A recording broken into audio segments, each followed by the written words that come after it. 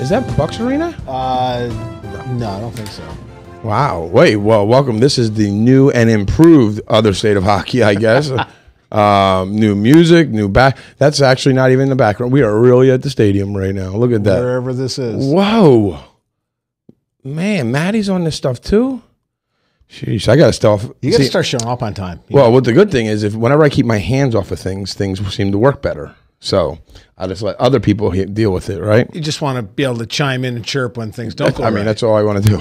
That's my whole life. I've always been just wait for someone to say something dumb, and then I chime in and say something. You know, dumberer.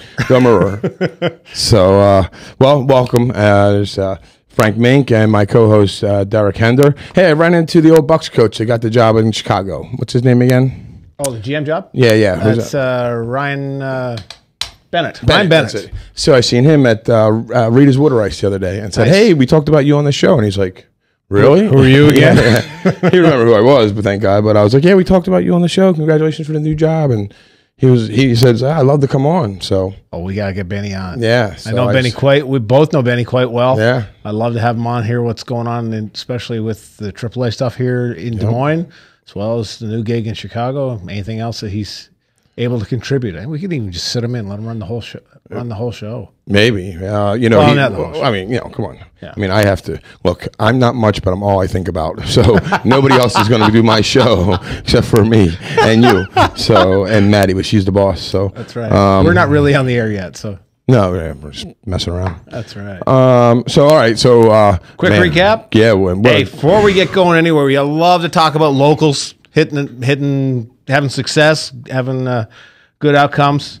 Chad Costello, product of Des Moines youth hockey, I might add. For those of you tracking birth years, I believe it was in '86. Okay. As opposed to, well, that's how hocky parents tell ages. Exactly. We don't say, "Oh, how old's your son? 6 or 7?" Say, "Oh, he said 02." He's an 02, late 02 or early 02. Okay. Chad Costello from Johnson, Iowa, playing currently for the Allen Americans in the East Coast Hockey League. I don't believe it's called the East Coast Hockey. I think it's just called the ECHL. ECHL, yeah. It's kind of every Coast Hockey League. Right. Because they're all over the place. Right. Anyways, he last night forced Game 7 and against the Ontario Reign team that he played for last year. And so he got the game-winning goal last night to send it to Game 7. Wow. Congratulations. Look at that. Looked up his numbers. This kid, we talked about guys that'd be great to have here. Yeah. He's not had a whole lot of time in the American League. But you talk about a guy who's got numbers in hands. It's looking up this year, he's got 72 games he played. So he played pretty much the full pull. 41 goals, 84 assists. Now, where did he give me, a little bit of his history? Did he go to the Capitals, Oakley? Did he leave right before? Or where was he, in Omaha? Like, did they send him off? Let me look that up, and I will get back to you here in a second. And what's his last name again? Costello. Okay, so what's any other family involved in hockey? Because that sounds familiar. Yeah, I believe he does have a brother, actually. Yeah. He plays here in town. He's just plays in beer league or whatnot, I believe. Need to look that up and find out. But all right, I like to see what guy's got some good hands. I mean, I was actually listening to his coach on the way over on NHL. Yeah, and nothing but good things to say about him. He's a small guy. He's about 5'9"-ish. Okay. 175 pounds. Not me. But he can find the net. Unlike you. Not me. Yeah. So anyways, good stuff for Chad. He's having a good playoff run, 17 games in the playoffs, 7 goals, 16 assists. Wow. Boy's got some hands. Wow. Now that's they're still just in their semifinals? Or this is divisional finals now. Okay. So this is the Western Conference Finals. Okay. So they're about up with the NHL right now. Gotcha. Yep. So speaking of the NHL, your favorite thing on Friday night, Game 7? Yes. Back in New York. Last night, I think that was somewhat of a debacle of a game. Yeah. Tampa Bay just looked... These guys either have fantastic games or blow the hell up. Yeah. There's no in between. There's one where it was like Bishop made a behind save with his back and he's like flipping around and you're like, wow, okay. And then they still scored. Like they just didn't pick up guys. It went off his butt, actually. He sat up and the guy shot it off the back of his pants. It was just a weird game. Yeah. And, you know, once again, speaking of the weird game, Rick Nash, 4 points. I know, right? Where the heck did he come from? Figures the desert rose blooms once a year, right? Everyone has their day. He shows up on a 7-3 game. Excellent. Congratulations. But if you look at that combination of Miller, Nash, and Brassard, plus 13 Well, last Brassard night. had a, what did he have? He had a trick. Yeah. Yeah. On the empty netter. Hey, You should make that 2.5. yeah. I Or get- 3 with a, you know, little asterisk. I don't have a problem with that. I don't have a problem with that. But, you know, they just blew it up last night. Brassard only had 16-22 of ice time, 10 shots on goal. He had the hat trick and 2 assists. You talk about a guy making efficient use of his ice time. Yeah, right. That's unreal. That guy be logging 25 minutes to see what he could do. But Oh, yeah, it might, you know, sometimes them coaches know a little bit too of some of them players, their stamina goes down. Yeah. down. It's 16 minutes is probably a good Yeah. managing his ice time well, actually, probably. So who knows? But I mean, that was a playoff game last night up until the end of the second period. It was 2-1. Yep, 2-1. It was And nice. then the wheels come off the wagon, and next thing you know, there's 7 goals in the third period. What is this, beer league? Yeah. I mean, I could go and watch, go at Metro at And Sunday the night goals and were watch like it. beer league, some of them. Yeah. The ones that like 3 times out in front, slapping around, hitting off a shin pad, going in. You know, it was And just, some were just outright pretty because it looked like Tampa had rolled over at that point. When Bishop got pulled at that point, you know, it was just crazy because Yeah. the backup was in for what, like 3 minutes? and the goal they even had on the backup was, I mean, probably the second or third shot he faced, but it was, the guy stood there and just pounded away for a second. And, His first save he made for a guy coming in cold off the bench. Yeah. He made a split post-to-post save. Good thing he didn't cut his toenails because he probably wouldn't have stopped it. Yeah. But that's got to be rough for the backup coming into that situation. Oh, absolutely. But just look back at the. I wrote down a note here, not meaning to do the Eminem quote, but will the real Tampa Bay Lightning please stand up? I don't know I don't even know. Well, You know, if you look at the games, going back through the games, I totaled it up. The winners versus the losers, 28-12 are the cumulative scores of this series.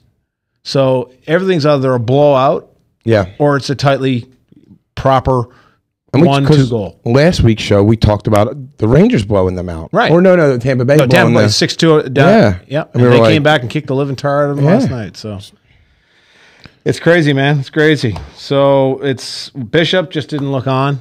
Yeah. I don't know what to say. You know, you're going to have an off night. Lundqvist, you know, any kids that are listening to this, I know there's a couple because I talked to a couple of hockey moms.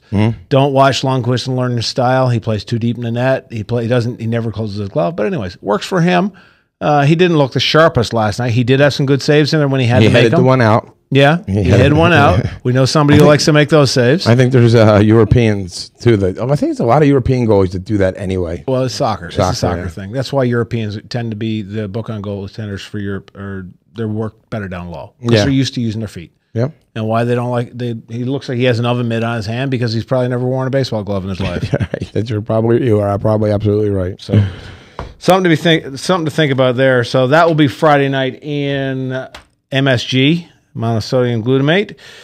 Tonight, interesting game tonight. We've got Huge game. Huge game. I would honestly like to see Anaheim put them away tonight I would too. because that last game in Chicago, Yeah. Was I got it written down in big letters. Horrible. it was I'm going to go ahead and I'm going to get on my Crawford rant here. And yeah, you know, I know you say I go off on goalies, but you know, a lot of the pressure goes to these guys anyways. When you have guys like Taves who had 2 goals in the last 5 minutes, busting his butt. One of them, granted, was lucky, went from behind the goal line yeah. and hit off what's his name, Anderson's heels and went in, but he worked his tail off, double shifting, and Crawford comes out and just throws a turd on the table like he did. Quenneville's got to cringe every time a puck goes near him. Yeah. He's First 3 that went in on him, he should have had, especially the third one. He went through, he saw it went through right under his blocker. There's no excuse for him missing that at that level. I'm wondering if he's going to be the Rick Ankiel of goaltending at this point. He's got the tools, he's got the talent, he's got good size. I'm wondering how much is starting to turn psychological. Last time when he went to the Cup final, everyone was talking about shoot his glove, because he struggles with his glove. There's Yeah. no question of that. But Quenneville has got to stick with him now. He can't go back to Darling. No, he can't now. You can't now at this point. Darling had his chance and blew it, so you go back to your money guy. But, you know, you got to wonder. But that overtime goal, overtime goal. Here you had your boys busting their butts to get in. 45 seconds in, a 2-on-1 coming down. The guy who has the man on him, he goes out almost to the dot to meet the guy for the shot. And who's our boy sitting in the other face-off circle with no one on him? Well, charging down. Yeah. Yeah. Bolesky. Yeah. On it. But a 2-on-1, and you go to the guy with the carrying the defenseman? And that's a play that I coach the kids, is that 2-on-1, bounce it off the goalie, the bounce pass off the leg pad, shoot it to the far post. And we saw it last year in the last game of the game-winning goal for Los Angeles. Martinez's goal. Yep. Shoot far pad, it kicks out to the slot. Yep. Because that's just simple geometry. I mean, because the goalie can't, unless he's going to, especially if it's his blocker side, I mean, he can't get down and get that puck. I mean, far side, just the angle, it's going to come off at a right angle and go straight out to that side. Yeah. I mean, that was it. That was textbook. Yeah, right there. And I mean, we just were practicing and talking to some of the kids about it. And had he been 2 feet further back into his net where he probably should have been, even the stretch of where he should have been, he would have had a chance to at least dig in his toes. Oh, he would have been there. Yeah. I don't know. Would he have stopped it? Who knows? No guarantees. Yeah. But he would have been in better position than instead of that Superman flop across. Yeah. You know, that's my favorite save I have ever made. It's great if you make it. You look great. Yeah. But when you don't, you just... Crawford has been in the AHL for a while. He was in Rockford for a long time. Had a hard time making the adjustment. He had all the time in the world to do it. Every time they brought him up, he just he was fighting for the backup job. He's like Niemi was. Niemi was a decent goaltender. Yeah. He won a Stanley Cup with them. He did not win a Stanley Cup for them. Your goalie at this level, I don't care who you have in front of you, has to be able to win a game for you. Well, Coach... Steal a game for you. Right. And Coach, when we talked to Coach last week from the Iowa Wild, one thing I wanted to get back to him about, but we couldn't, was he talked about when they're looking at, rebuilding the team and getting he said goalie, defense, forward. Yep. Goal. So that's key. That's their key. I mean, that's the guy that holds you in it. So. Well, and the other thing to make for that, you got Chicago right now is rolling 4Ds basically.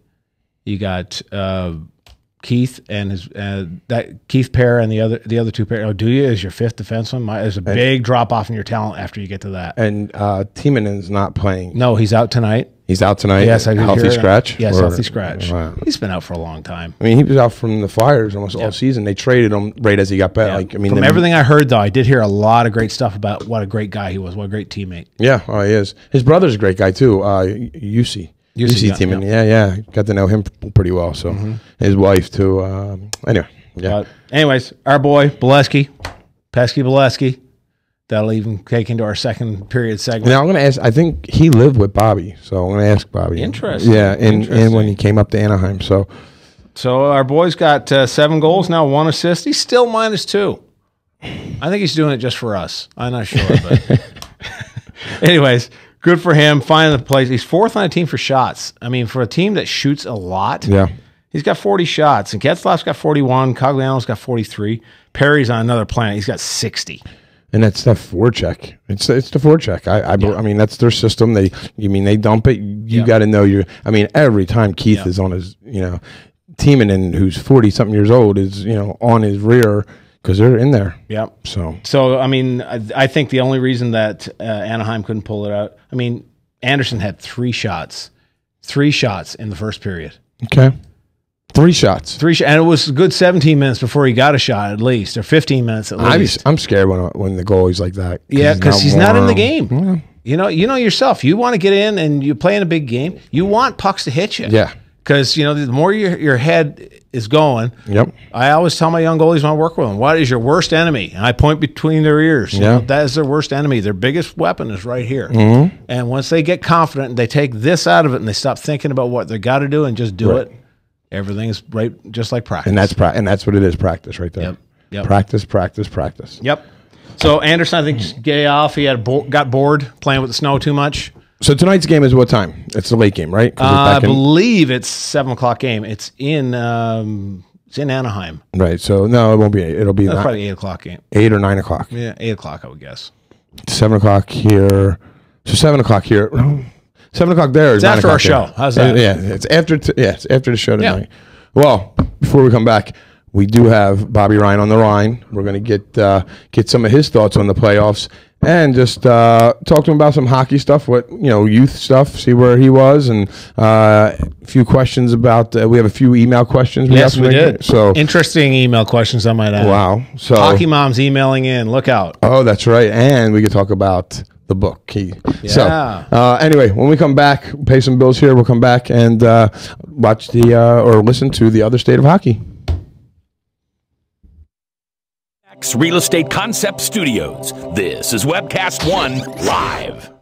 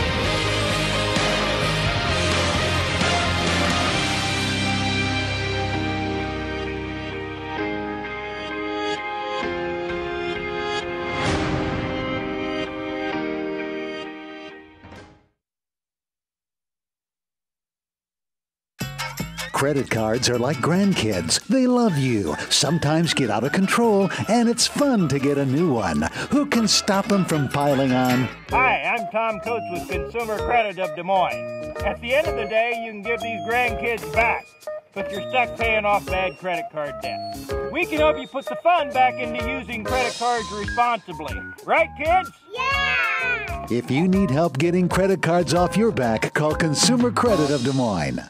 Hey, psst. Let me let you in on a little secret. You ready? Always try to do business with people, not places. Especially if you seek honest Christian business people. And when it comes to my car, I really need to trust who's working on it. Now, my family is so blessed. A few years ago, we found a family-owned automobile repair shop that operates as a Christian business also. Open, honest, reliable, trustworthy.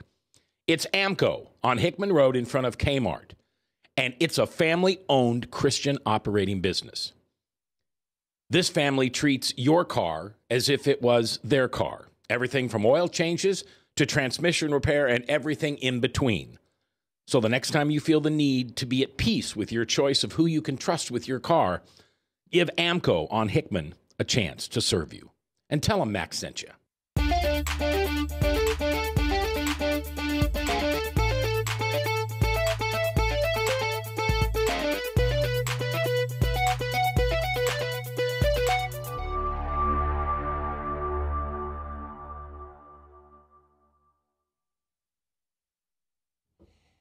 Oh my God. Look at these things on me, dude. Look at that. Bring in the airplane. We come in peace. All right. So welcome back to The Other State of Hockey. Hey, before we bring on Bobby Ryan here, I want to tell you, let me tell you a story about this. And I'm not going to let Bobby on yet because I don't want him to try and defend himself here. I just want to give you the story without him interrupting me. So Bobby's a great guy, a good friend. And so one night we're at this wedding in central Texas, in a wedding, and we're there. It's late at night, and this fight breaks out between a Texan guy and some hockey players because this guy's wedding was a friend of ours from hockey. Mm-hmm. And so this fight breaks out, and Bobby's sitting with me and my wife, just chilling, hanging, being a good guy, being a good, not doing. Being a good boy. Mind his own business. Yeah, mind his own business. So the fight breaks out. Of course, I'm sober. I go over and I start pulling people off of each other. And there's like 3 or 4 guys going at it, jumping on top of each other. I'm just pulling people. And I look over. Him and my wife are like sitting there with their like feet up, drinking like margaritas or something. I don't know. They got like umbrellas in their cups. You know what I mean? They're just sitting there sipping away, watching me pull off all these dudes fighting and stuff. And in the middle of it, finally I look over at them guys, just like, this is crazy. And then right at the end, Bobby goes, but you couldn't even, he kind of mouthed it to me. He goes, you want me to jump in? Like now he wants me. So I was like, no, I got this one, dude. I got this one, right? He thinks he's sitting back watching you do a Oh, reenactment yeah, of absolutely. Roadhouse. I mean, this is kind of funny. Look at this, Glass. Oh, there's a window broke right behind me. I mean, of course. it was a mess. Guys were stealing big bears. They had a big stuffed bear. Someone stole it. It was crazy. So anyway, these guys just sat there watching me do this, and so yeah, that was the great backup you gave me that night. So, so anyway, now he didn't hear that, right? That was all muted, and okay, it's all muted. Good. Okay, now let's bring Bobby Ryan from the Ottawa Senators on. Bobby, What's there. going on, guys? Can you hear me? Yeah, we can hear you great. Can you hear us? Hey, wait a second. I wasn't all muted there. Wait. That's our. I got that whole story, and if I recall correctly, I told you beforehand that I was a professional assessor. I just wanted to see how things were going first. That's general manager material there. Yeah, I thought you were doing a heck of a job, and no sense, messing up the moneymaker, the face. If I took a punch to the face, we were in trouble. Yeah, but I do remember he goes, "Do you want me to jump in?" And I was like, "No." And I instantly, just because he's my friend, I knew that I think you were like having contract talks or something. And I remember I came back to you at the end, and I was like, "You were like, hey, I would have jumped in." I said, "Nah, you're in the middle of contract talks right now. I don't need that on me. I got this." So it was kind of just funny. The middle of the summer before I signed the deal that just ended. So, yeah. So that was the last thing I needed was to be in a brawl in Texas in the middle of nowhere. right. With me and you sitting in a county jail somewhere. On the cover of tsn.ca. Yeah. If I can, before it happens, if I can return the story, Frankie always comes out, and as he's doing, and he usually stays with my fiance and I when he's traveling through the area, and he stayed with us 2 nights. And the first night I took him to dinner, and I believe we went out for steaks, and my wife and I, or my fiance and I, had some wine, and Frankie, of course, not drinking. But the next night we're going to his event, and it's the first time Danielle's going to get to speak. So he says, "The least I can do is buy you guys dinner." And I'll never forget that we pulled into a Taco Bell 25 minutes before his speech. So I did. Frankie returned the favor by taking me back there. Yeah, he did too. It was like the most phenomenal, beautiful dinner, just the three of us, and then we go, but we were running late, and we were all hungry. We were running late, and we were all hungry. But you guys loved, I forgot what it was. There was like these new drinks that Taco Bell had. Next thing you know, like the whole time, Danielle was like, "I want one of them again." Yeah, that's for the freezes that just come out, or the limeades, That's whatever. it. They were phenomenal. Yeah. Oh man. So anyway, with everything that's going on, I mean, are you watching the games? I know in the off season. I mean, are you keeping up, or are you just kind of blocked out for the off season for a little bit? I think I'm in between. I'm keeping up, and I'm more importantly keeping tabs on some friends and how they're doing, and more so the individual success, just to be a fan of the guys, the guys like Pileski that I played with for a long time, and Getzlaff and Perry. So I watch and see how they're doing, but it's tough for me to get through a full game this time of year. I like to turn it off a little bit, tune out, and just kind of enjoy the month of June before I really start to think hockey again. Nice. And didn't Matty live with you too when he first moved to?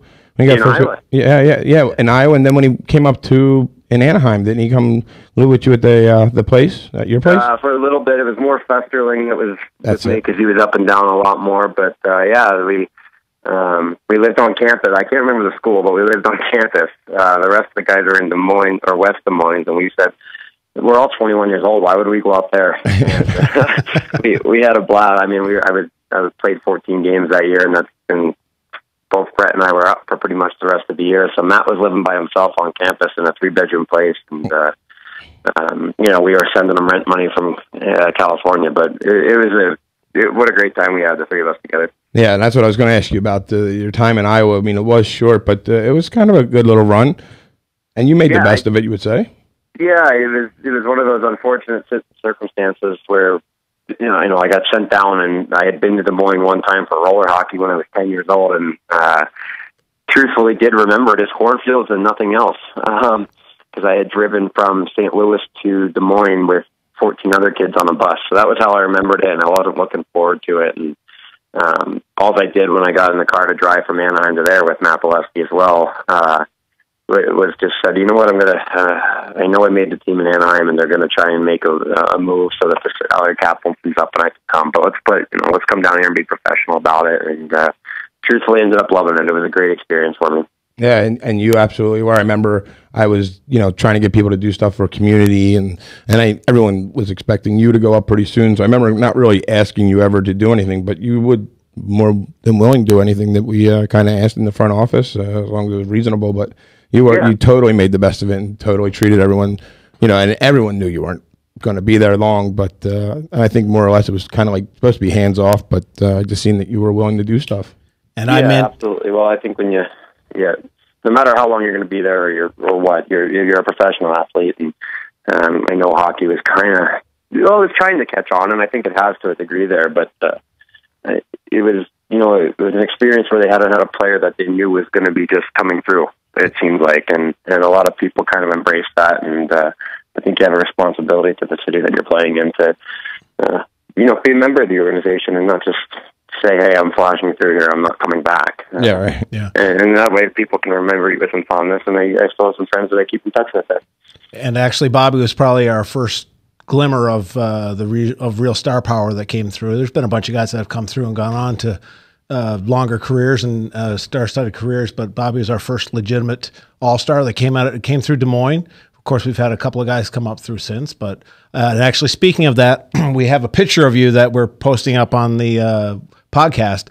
I meant to bring my bobblehead. I was getting gas this afternoon, and I realized, I forgot that. I meant to put it up here. I mean, you were gone probably 2 months, and then the bobblehead came out, right? Yeah, I remember, because it was still a hot ticket, and I remember my family members trying to track it down for for a while. I think I put like 6 aside for your parents or something like that. So right at the end of the season. So there you go. I still have a couple. We got. I still have a couple in a box. If you want them. I think I do as well.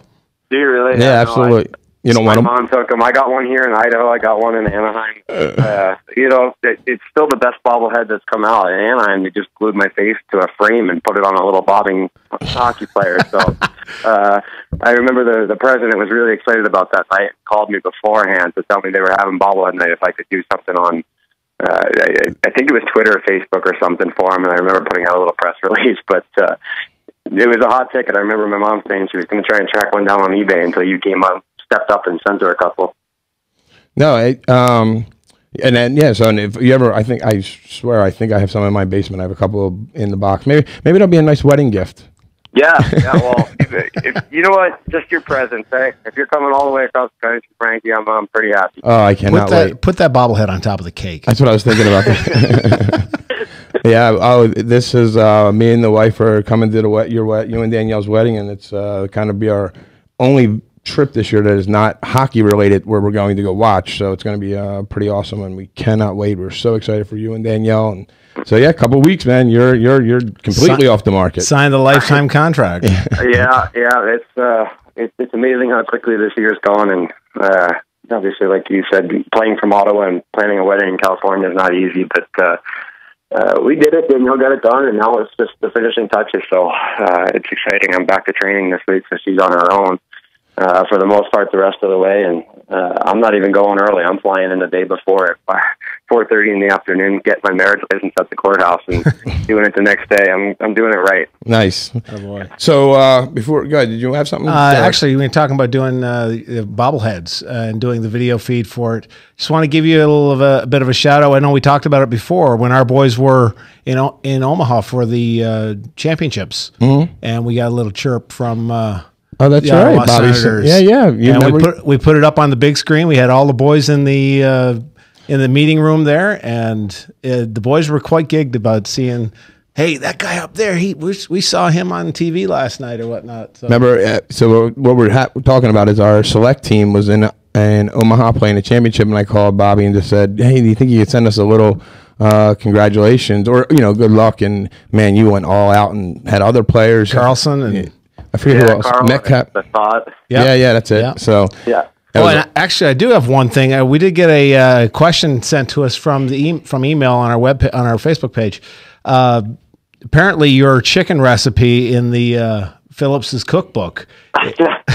And that is a hockey cookbook. It is a hockey cookbook, yes. Anyways, it was put together by a couple of hockey wives from the Sounders, I believe. And actually, the chicken recipe is quite a hit. Huge hit. I did hear that. You can't tell me you thought that up by yourself, did you? No, you know where, I don't want to give her too much credit, but my fiance found it on Pinterest, that website where girls spend 12 to 14 hours a day.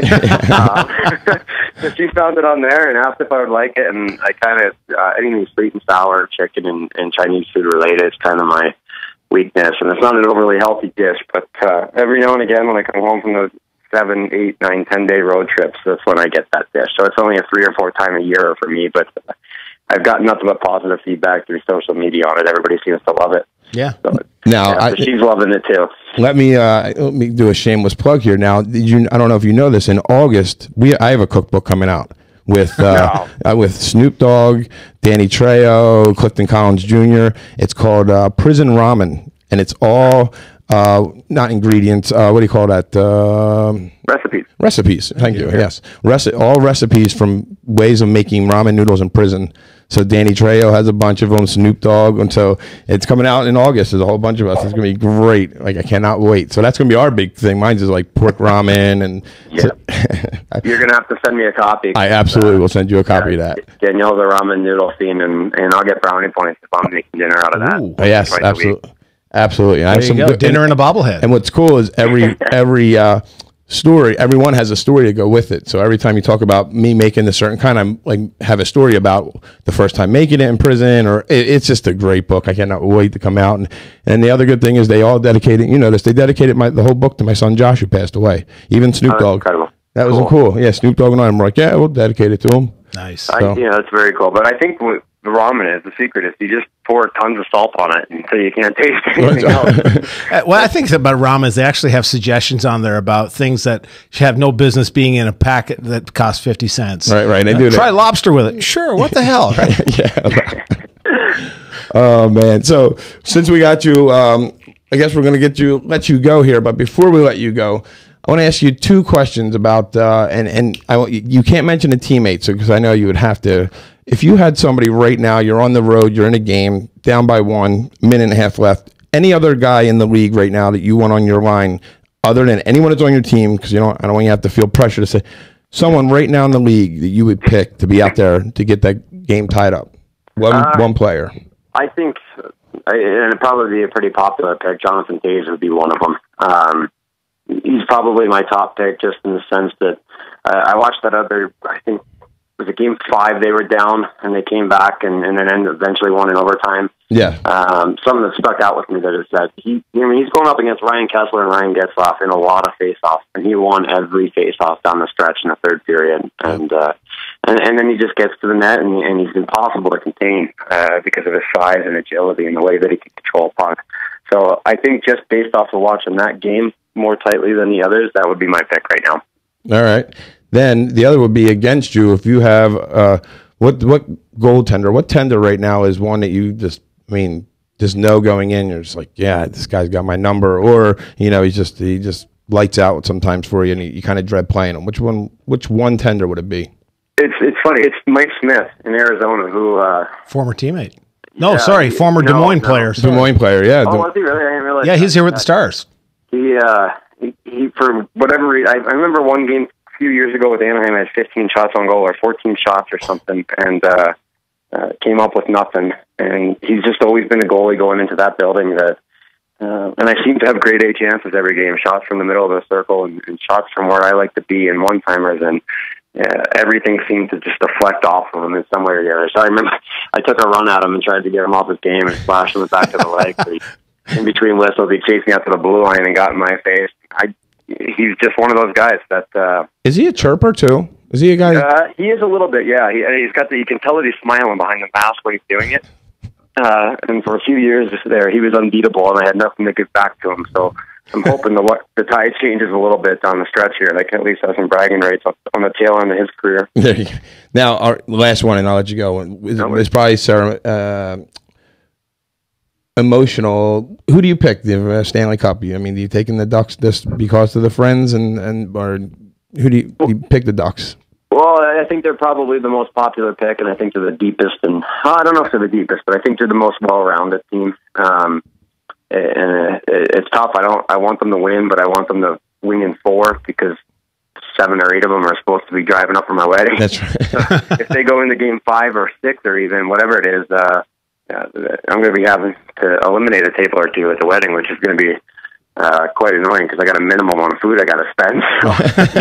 So you're getting double plated, big guy. I will get the. We were just planning out the hotel night because we'll be staying at our place down in LA, and then we're going to come back, go up to the wedding. But then V was like, "We'll probably stay up there for 2 or 3 nights," and I was like, "Oh, it's kind of up there." So, but anyway, I cannot wait for this. This wedding is going to be epic, and I do hope that everyone makes it. So. Good. Well, to answer your question, I am probably going to say I think New York comes out of the East, and I think that Anaheim's going to have to start on the road for the first time, which is difficult because it's a tough building and it's a loud and raucous building. If they can get the split between games 1 and 2 on the road, then they're going to go home and take it.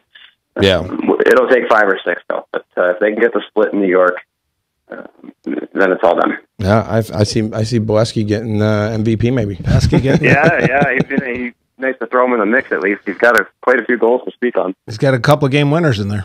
Yeah, he's had a great year. And so he's going to make a lot of money this summer. Yeah, free agent. Well, Bobby, we're going to let you go, and I will see you in a couple of weeks. And again, thank you for coming on with us on The Other State of Hockey. Hey, my pleasure, guys. Have a good night. Thanks, Bob. Later. Yeah. Now let's hit the break button. Come on, Matty, get on this. Jeez. From the RE/MAX Real Estate Concept Studios, this is Webcast One Live. I'm Brian Leach, owner of Service Legends, and my position is Chief Talent Officer. I'm Nicholas Wonderscheid. I am Bernie Hobbs. And I'm the Service Manager. Marketing Director and Client Relations Manager. Everything that we do is about ensuring that we exceed your expectations. Our clients are important to us. 100% satisfaction. We're not just focused on heating and cooling. That's the easiest part of our job, actually, is fixing furnaces and air conditioners. Everyone that we come in touch with, we want to improve lives. Bottom line is, we've got our installation guarantees, 25% energy savings guarantee, comfort guarantee, temperature selection guarantee, property protection guarantee. 100% satisfaction guaranteed, fixed rate or it's free. All of those guarantees are backed up with a 100% money-back guarantee to hold ourselves accountable to making sure that you get what you're after. Just fixing the problem today. If they have another problem 5 days down the road, it's still fixed rate or it's free. We use what's called straightforward pricing. Our technicians are going to give you an exact to-the-penny price on what it's going to take before they move forward with any repair. That way you know what to expect. It's the same price every day. No surprises. If you get off work at 5 o'clock in the afternoon, you come home, you realize that, oh, my furnace is broken. Now you need to call somebody out that night. You shouldn't have to pay more for that. We're guaranteeing service 24/7. We run afternoons, evenings, nights, weekends. We're staffed to work that. Phone rings at 3 in the morning. You'll get one of our representatives answering the phone every time. We're not sending you out to Timbuktu in some call center. It's our Service Legend team members, our mission control team. I'll take a call anytime. And then they answer the phones the same way during the day as they do at night. It's a great day at your service company. How can we make you smile? That's the only way to provide true 24-hour service. When you're able to let somebody actually live in their home safely when they weren't able to do that before, where they don't have to stay up at night and worry about, is the heat going to come back on? Are we going to freeze the pipes? Is the baby in the room next door going to be sick because they got too cold? When you're able to help somebody overcome challenges like that, that's impacting a life. That makes a difference. I get goosebumps thinking about it. I love the team. I love the people that I work with. We have fun, but we work hard. I call them my ambassadors of legendary service. If you could just envision what that is, that's who we're sending to your home. They literally will call in, pick up the phone and call and say, hey, I want to talk to your manager. And I get on the phone, they're like, that technician that was at my house was the greatest technician ever. That's cool to me. We want to brighten people's days. Every person that we have going into the house has gone through an extensive background check. Drug testing, we have a very thorough interview process that 1 out of 140 people make it through. If we promise you something, that's what you're going to get, no matter what. We're here when you need us to protect the safety and comfort of your family.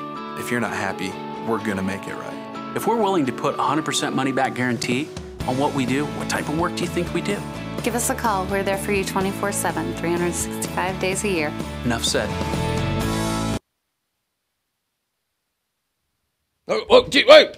Hey, I don't need nap's this thing. over. Hey, here we are. Good call there, Coach. Thanks for putting us on. You got too many men, I think, on that one. So, welcome to The Other State of Hockey. We were sitting here actually talking hockey off the air. Yeah. Goalie, actually, talking about goalie stuff. And Funny that's, for us to you're be talking about goalies and stuff, eh? Yeah. And then you wanted to get into. Well, wait. You want to go back over? Actually, yeah, I do have. Went back and looked at Mr. Costello's numbers. Who's a Des Moines native? Des Moines boy from Johnston, 28 years old, 5'9", 185 pounds. So, He's got 10 pounds just in the show. Earlier, he was 75 pounds. Well, that was going by memory. So, Okay. I'm plus or minus 10%. That's not bad. Say in the last 10 minutes what to eat. So just looking at where he's played, he's been around a little bit. Played with the Bucks in 03-04. He's been in the NAHL with Wichita Falls. Had a great year with them. 56 games, 29 goals. Then he played for Cedar Rapids in the USHL. He had 31 goals in that season. He did go to college for a bit at Northeastern University, Texas Wildcatters. Then he went up to the IHL, had a respectable season there. CHL, Corpus Christi Ice Rays, Ryan Bennett's old team. Had a decent season there. Just looking at his numbers here, he did have a little taste of the AHL, but this kid is. Where at again? He was in Bridgeport. He was in Lake Erie, and did he get time up in Lake Erie? Was he? He actually Lake Erie 8 games, 1 assist. So it was a late season call up. But Bridgeport, he had 21 games. He had 12 points. He was +4. So no, sorry, -2. He had 4 penalty minutes. But I mean, that's for a kid that age, you start to think, at what point do I keep slugging it out in the bus leagues? But he's 28 years old. He's still got some hands. Obviously, his numbers keep getting better. Yeah, it's a size. Well, it'd be great to get a local size. pull. It'd be great to get a local pull here if he was a man of stature. Yeah, but I could see what the dilemma is there. Yeah, it's probably the size. Yeah. I mean, it's funny because when you look around our locker room this year for the Wild, we did not have a lot of size. How we do? Yeah, I know. I know. But, I'm not trying. It's not the size. How many times do I need to say this? It's not the size of the dog in the fight. Right? Yeah. The fact is, you look at guys like Marty St. Louis, still going at 43 or 42, 43 years old. He's got more gray in his beard than I do, probably.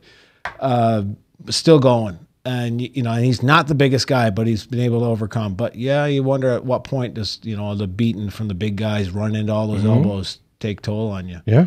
I mean, really, that's the game plan with small guys, really. If they're really good and fast and quick, when you get that chance to hit them, you make it count. But I think for a guy like this, I think playing at the higher level actually would benefit him because from my observation from watching AHL, CHL, East Coast League, NHL, there's less grinding, cheap hitting, the higher levels you go. Oh, absolutely. I mean, it's almost disappointing going to watch an NHL game for the lack of contact. Yeah, I mean, if you go there for the skill, you have people that still go for games. Yeah, you'll see the sick passes and the the no looks and that kind of thing. As far as you're looking for the bone jarring crunch, like you see down, you go to watch North Iowa Outlaw or North Iowa play, or you go to watch the Bucks. You're looking for glass shattering hits. You're not going to see them as much just because of the fact that you can't afford to tie up that kind of space. Yeah. Because if you miss a guy in that kind of assignment, you create too much time and space for somebody else. Yep. No, you're absolutely right. I mean, if your whole job is just to keep trying to line somebody up, eventually you're going to miss. You're going to miss. And you're going to be leaving the 2-on-1 or 3-on-2 the other way. Which means you're not looking for a chance to open up for yourself. That's right, too. You're not. All you're doing is watching somebody else. Now, I would actually mention real quick is so we went and played a roller tournament in Omaha this weekend, and we went there with 5 teams, and we came back with three golds, 2 silvers. Not bad. Nice job. Not bad. But we beat the team that later on beat my son, the 12U team, our 12U team. They wound up getting beat later on by the team that we beat earlier in the conference play. Lincoln. We were playing Lincoln, Nebraska. Well, anyway. And it was because their big guys, their top guns, were too busy trying to hit Anthony and hit Landon, and then there was a lot of chirping, really dirty game. Yeah. And we won that game. Well, the next game in the championship, you could tell their coach told them, don't get involved with any of that stuff this game, and they beat us. So yeah. Well, it's it was like when we played Omaha last year for ice. We kept focusing on 78, worrying about him, worrying where he was, how much ice time he was getting, doubling up on him. And as soon as we gave up on doing that and just playing our game, it was man on man, we could beat him. So it's not one guy. When we played Omaha, what was our final? Was it we were tied in the? I think we played 4 times. 1-2, lost 2. Yep, 1-2. Yeah, 2-2. And both of ours were for hardware too. Yeah. Well, they beat us for the. They beat us Midwest. for one. Yeah. Yeah. So it was a great. I mean, I had a great time. Great hockey, and I love the coaches. I mean, people. There's rivalry between the parents. I enjoyed two of the coaches. Everything inside the glass is what I'm all about. Yeah. All that crap outside. You know, I mean, the parents were not happy with each other. That's fine. I'm only a parent after the game. You know, the players, you know, were always, you know, see me and say hi, and you know, Yep. so it was a good deal. I love that. I love having little rivalries. That's what hockey's about. So I just wanted to get onto a little bit of a thing. I know this is something that a lot of people have been getting. Actually, speaking about weekends, I always just want to do a quick plug for my weekend. Yeah. Was up in Minnesota this weekend. I've started working with the Canadian Professional Goalie School. Okay. And which is actually the hat I'm sporting today. And it was for our elite prospect camp, and this was 21 of some of the best 15 to 18-year-old goaltenders. All Canadian? No. Okay. About half and half-ish. Okay. Because you're so close there, I guess you get a lot. But these kids are being followed year-round, and they're looking for placement. I know the Bucks are looking for a couple of goalies. We are working with a goaltender that's going to probably be playing for Iowa State this year. A lot of really great kids in there. The level of ability is staggering. Right. We did the full thing. We did athletic testing. We did flexibility testing. We did the vision testing type things that is all the thing that Dubnik went through. Right. We did 6 to 8 hours on ice assessment, just taking them through drills, just trying to beat on them and trying to test their endurance. Right. Phenomenal weekend. Some of these kids were probably the coolest people I've ever met as far as having their heads screwed on right and, you know, ask them what they want to do. And you think the first thing you're going to say, hey, I want ready to go pro. They're like, no, I think I really want to go. I got pro offers, but I really want to go back to school. Nice. You know, just to hear that level of maturity, level, because everyone's like, I'm ready to go. And some of these guys, you know, they're hearing it. Yeah. Because we hear it even at this level. You know, all these kids hear is, you're the greatest. Right. You know, you need to be an experience to show you that you're not. Yeah. So you got to have something to drive for. Right.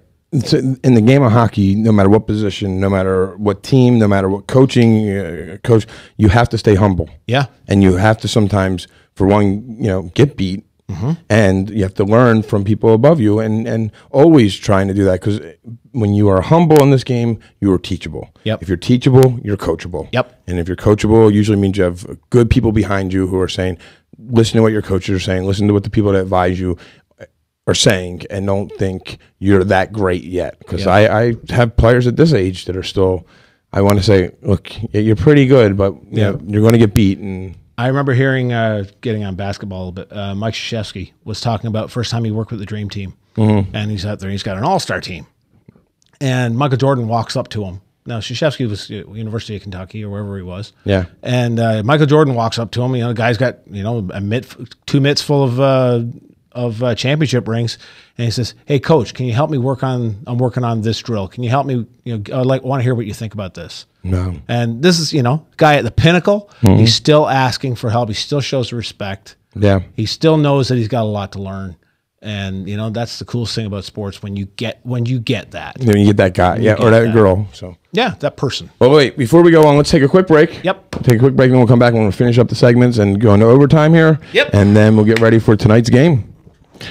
Take us out of here.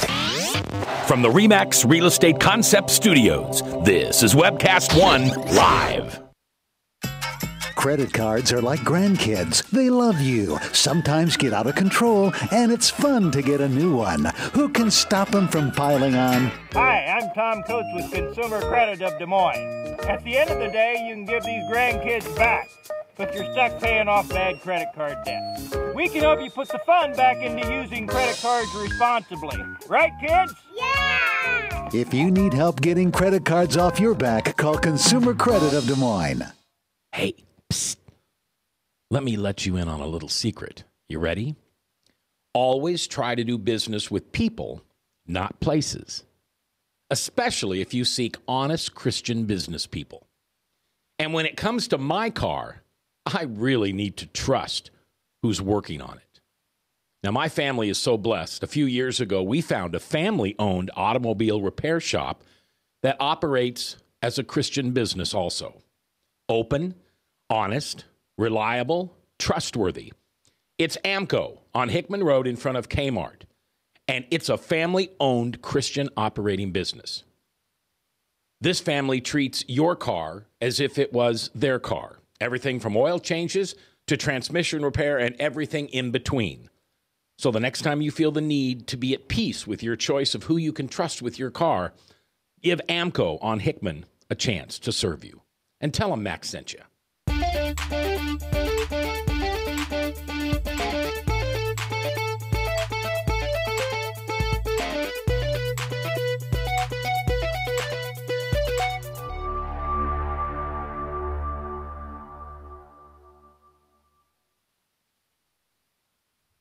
There it is. She was on it this time, or I was on it. Somebody was on it. All right, so this is our last segment. We used to call this overtime. This is kind of just our opinion pieces on some things and talk about whatever it might be that we're hearing throughout youth hockey, and then parents from youth hockey to high school, college, whatever. So it's just some stuff we hear from coaches and team managers, and we just go over some few things. So if you ever have anything you want to bring up to the show, more than happy to bring it up in the overtime segment. So a couple things I want to throw in here real quick. Buffalo Wild Wings on Merle Hay is doing youth hockey night. Show up, and 10% of your bill gets refunded back to Des Moines Youth Hockey. You have to tell them that, though, right? Yes, you have to tell them that. You should have gotten the email. I think it's Team 6. Just say you were Team 6, I believe, and that should automatically get you credit for that. Something else I want to put on there, too. If anybody's interested in that cookbook, I'll post a link for it. I'll get it from my wife, who's the keeper of all good things. We'll post it on the Facebook page. There's a lot of good stuff in there. I know Carlson's smoothie recipe was a huge smash. That's right. We went to Mason City that time. We had to play games back to back. We had to play back-to-back games. Yep. And we had mason jars mixed up with it, and the boys pounded it. And it was good. Actually, it was pretty good stuff. And to get anything that's good for them into a kid at that age is incredible. And that's a lot of the I keep forgetting to say ingredients, but it's the recipe. A lot of the recipes are healthy. Yeah. Almost all of them are completely healthy. 100%. And a lot of good tips in there about hydration and protein. And when does your pregame meal start? Wait until my cookbook comes out. That will not be healthy. That will be an interesting pregame. It's going to be great. Rant time. Well, not really rant time, but hot topic time. We see this in the media. NFL just went through all this. Now the NHL is being faced with a concussion issue. Is there a class action lawsuit coming out? It has not yet been classified as a class action, as I found out today. Something that the NFL spent a lot of money to just put this issue to bed, which is probably a smart thing because of the fact that the longer it goes, the bigger an issue is going to turn into. More players are going to pile onto it, the more expensive it'll be. My issue kind of is with the league is that the players are saying that back in '97 the league did their own exploratory research on head trauma, and they said that it wasn't fully shared with them. It was an internal review that they did, I believe. My concern about that is in '97, what we knew about concussions versus what we know now. Right. I mean, honestly, how many do you think you've had in your entire playing career or life?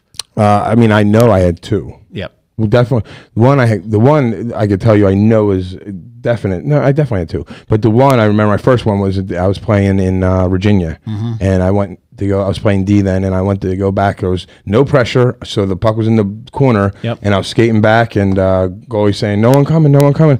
So I turned to skate backwards into the board so I can, assess the situation. And when I went to go turn, I just lost an edge, and my head went. I mean, that's probably 4 feet, 3 foot from the boards. Hit the boards with my head backwards, and the way I know is that I don't remember that game at all. I honestly don't remember. It was probably the greatest game I've ever played then, but I don't remember it. Same way Pacioretty got one at the end of the season in Florida. He went, kind of lost an edge, diced it, went in, smacked his head. And it's not a hockey related thing. So any parents that say, I'm never going to let my kid play hockey because I don't want him to get concussions. Soccer right now is riddled with it. Cheerleading is riddled with it. Them dropping them and all the sudden jars and stops. Soccer was the one that really shocked me, even from heading the ball and just the fact they don't wear any equipment. Football has gotten into this. But I mean, you look at a lot of guys. Pronger, a guy we just talked about last couple of weeks. So you got 60 former players right now that are stacking up. Is the issue going to go away? Did the league know about it? It's hard to say because, like I said, it's like a lot of these medical conditions now. Like, I'm not trying to draw a parallel. Don't get me wrong, but when you look at people are saying about the prevalence right now of autism, is it a matter of that it's more prevalent, or is it a matter that we have better diagnosis, or we have a wider spectrum of what the classification is? Yeah, I mean, that's a good. I mean, who knows? You know, I mean, who didn't get a ringer when any kind of sports? You know, you talk to anyone play football, basketball, whatever. Who didn't get a bell rung once in a while? Yeah. You know, is that a concussion? Well, not everybody has the even recovery time. Not everybody has the same symptoms. So I think, you know, a couple of things I really wanted to get into with parents. Anytime your brain is jarred, Right. it's a concussion considered, right? Right. And, you know, say, oh, it's a minor concussion. Concussion by definition is a brain injury.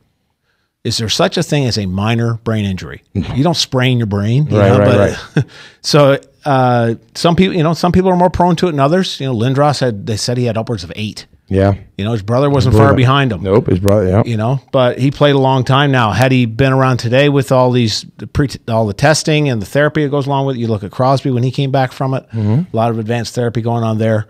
But then you have guys that are just forever getting over it. You know, Pronger, no telling how many he's had.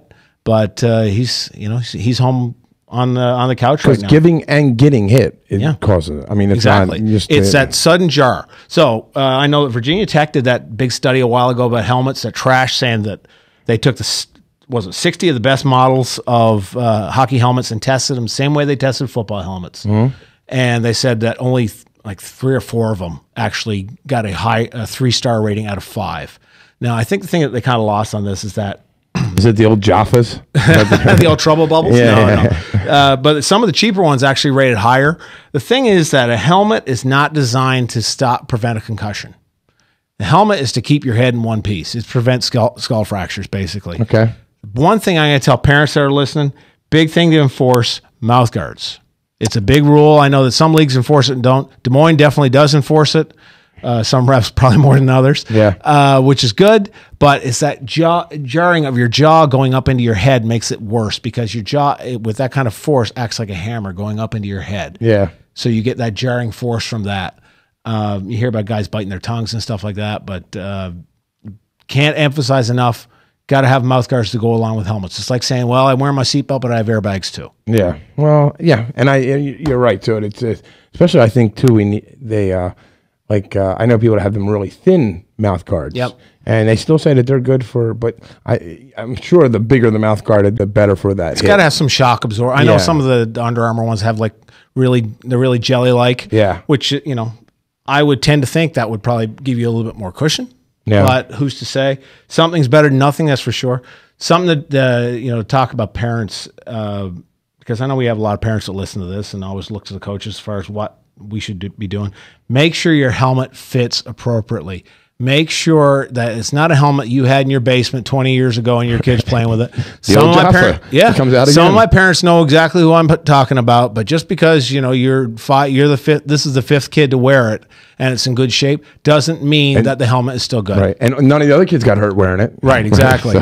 Plastic deteriorates, screws rust. No, go ahead. But the thing is, you got to have a good chin strap. That little round sticker, the HECC, it's got a date on it. It's kind of like the milk. It's got to be used before the expiry date, because that's when it's certified to be within its safety, its peak safety range. Make sure your helmet fits right. Don't just say, just slap it on. And both of my kids, I had them fitted for helmets last year, I believe it was, and thinking, hey, they're both about the same age, both about the same height. They both took very different helmets to fit their heads right. And the other thing I see sometimes is parents don't have the little clips to hold the cage on. Yes. So they have the cage that comes down and it just snaps and it hangs. Yep. That is crucial, because it catches. And you get a chin trauma, that little hook catches the cage and prevents it from going straight into your jaw. It takes the helmet, Yeah, makes the helmet lock into one piece. And the other thing I want to, and this has nothing to do with the helmet itself, but if you have a child who has long hair, you need to put stuff to hold their hair back. I use, and it's not expensive. You can find an old cheap T-shirt and you cut the sleeve off. And you put it over your face all the way down, and then you pull it back up, and it's super tight, and it stays right here. And if they need to adjust it, it takes 2 seconds to adjust. Yep. It's a sleeve. I mean, but it does the job. I mean, I have hair, and tonight I'll be playing goalie tonight when I play in men's league. I will wear that to keep from, because as soon as the sweat starts, the hair starts to find the one piece, and that's like the floodgates. Next thing you know, the whole side. This is a fast-moving, fast-paced, quick game where you could accidentally run into somebody. Not that it's that big hitting at the 12. Even if you do have the peewees and stuff that are starting to hit, get the hair out of their face. Yep. It helps your vision. But it also it's good for sweat control too. Just getting the hair out of your face keeps the sweat from in your eyes. There's nothing more than I see kids coming up, they're shaking their head because they can't see through, or their sweat dripping in their eyes because they don't have they have the hair in their eyes. But the other thing, talking about having their hair back too, helps the helmet fit better. When you have that much hair and it starts moving around, it's creating space in there. Yep. Okay. So that's crucial to having the helmet fit right. Yes. Helmet doesn't fit right. There's two things you should always be looking at every year. Make sure you have a current helmet that fits well and skates that fit well. Yes. Skates in that order. Yes. In that helmet order. first. So parents, something to think about. If you are suspecting that your kid has had a concussion, either in practice or in a game, when in doubt, sit them out. Yes. Okay. Don't be the doc. Don't say, don't be the dad saying, hey, I was in. I rang my bell. I had my bell ring 1,000 times when I was playing. All right, well, and your decision making now is horrible right, too. Medical things. We used to put mercurochrome on cuts and scrape some bruises before, and we found out that it's mercury and it kind of has poisonous side effects. You mean you don't put Robitussin on everything? No, not even broken legs, Chris Rock. Sorry, but know the signs: headaches, loss of consciousness, confusion, just doesn't seem right, nausea, whatever. Keep them awake. Don't leave them alone until they're seen. Okay, and I'm not saying every time they get a little bump or whatnot. You will know when something is not right. You trust your gut. It is a bad, ugly hit. There's head contact either to the boards or a body part. Loss of consciousness is an absolute. Don't take their helmet off until you're certain they don't have a neck injury. Make sure they're able to get up under their own power. Yeah. So coaches, make sure that they're able to move all extremities and feel no pain in their neck. Let them get up when they're ready. Well, with that being said, if you don't want children to turn out like me and Derek, make sure they wear their helmets and make sure they wear them right. Yep. Because if not, they're hosting a show called The Other State of Hockey. But look, great show. Absolutely. Thank you, Bobby Ryan, for joining on with us. Yep. And don't forget B-Dubs tonight. I'm Earl Hay. And Ducks tonight. Ducks tonight. Could close it out. So I'd like to see him do it. Next week we might be talking about Ducks and Rangers, and we'll have our finals or matchup Ducks next in week. Tampa Bay. We'll have our finals matchup next week. Yes, we will. So thank you all for listening, and hope to see you out there on the ice. Keep your stick on the ice.